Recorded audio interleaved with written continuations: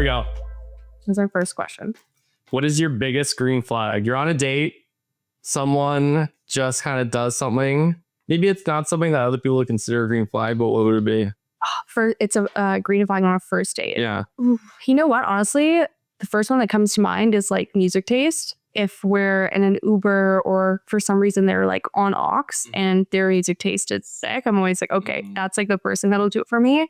Or a sense of style or smell. I think that's the biggest takeaway. Like I'll always remember a guy's fragrance after a first date and be like, all right, I don't know if that's a green flag. Green flag, obviously, like they're polite. If they book the whole first date, if they follow up on the day of, that's the green flag for me. Actually, for first date, if they're like morning of, say good morning, we're still on, that's like the biggest green flag if I don't know them yet. Yeah.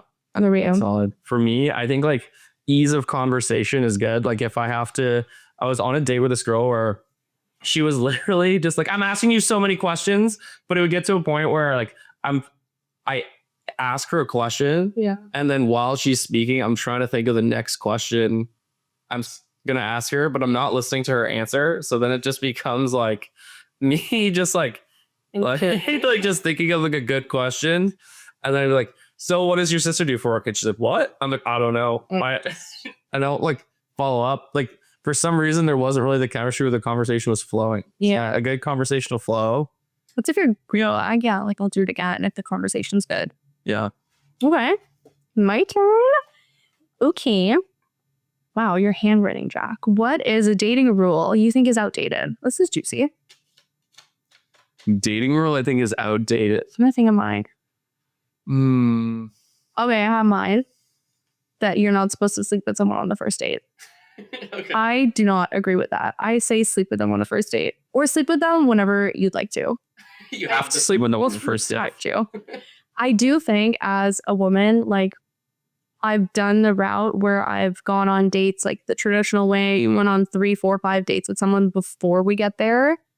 And maybe that person is like perfect. Conversation is great. Everything is flowing. But then when that finally happens, it's not compatible, which is a huge part of a relationship. Yeah. So I do kind of think like get it out of the way sooner rather than later. I almost find that like I was more likely to sleep with someone on a first date if there's not like the best connection of all time. True. Yeah. Because it's like this, you know what? I'm not saving this for anything. I don't think this is long term. Is that problematic? Because you're kind of getting physical with no intention of a long term relationship? Perhaps. Yeah. Perchance. But you know, that's my portion of life. That's my chungus life. Okay, but that's what I thought was outdated. What do you think is outdated? What do I think is outdated? In the modern dating world? Here's the thing.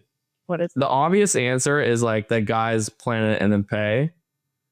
And is that just a part of, look, as a woman, that's good work if you can get it. That's a good deal. We like that.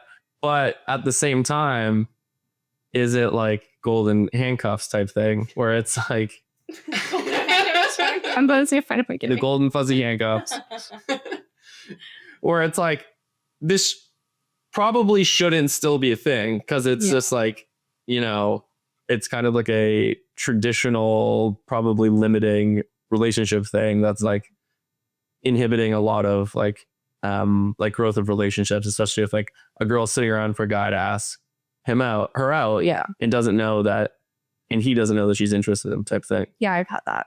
Yeah, like he just doesn't know, and I will die on that hill of not asking them out. That's what happened with me and my boyfriend now. It took like 6 months of us being friends, and then when we first started dating, we were like, we were both into each other the whole time, but I was never going to make that first move. Yeah, I just waited until his 6-month mark hit, and he decided like, okay, now's the time. And now you're going to Japan. Yeah, and I'm going to Japan tomorrow.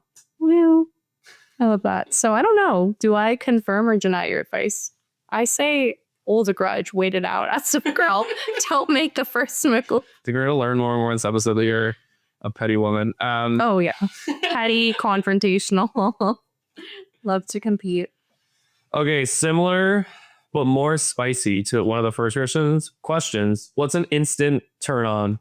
Turn on? Yeah, it could be something small or innocuous that might not other people might not share? Okay, a huge thing for me because I worked in the service industry for like 10 years. I did every single role: hostess, server, bartender, coat check.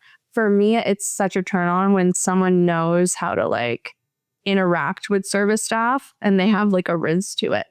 They know how to be kind. They know like where to go. They know how to tip correctly. That to me is such a turn on because it's like, I think for me, I've learned there's such a big difference between liking someone when I'm alone with them or just one-on-one, but then liking them with your friends or liking them when you guys go out to date night. To me, a big turn on is like, oh, okay, you know how to handle yourself in public. Like you're not going to embarrass me and you're going to like have fun and look good while you're doing it. That's probably mine. What's an example of like not doing that well? Like, have you been on a date where someone just kind of fumbled? Yeah, just I've been on dates for sure where guys have just like, I don't know, like not said please or thank you to the server, or, you know, someone comes around and they ask if you're okay and they're just not acknowledging the person. I think that sometimes men think that doing that, like the power play of not acknowledging the person or treating them like a wait staff, is making them look like more of a man. No, it's all. But it was the opposite. I'm like, no, I actually love it if you like chop it up with the server or you have a good time. You get on a first name basis. I always get on the barmaid. As you should. As you should. So Yeah. I've had a lot of dates where guys have kind of not been bad, but not have been amazing with service staff. Right. And when they're amazing with service staff, I'm like, oh, this is like a huge turn on. Like I can see in my future. I think if like a girl was like as into like movies as I was, Yeah, that'd be great. huge film buff.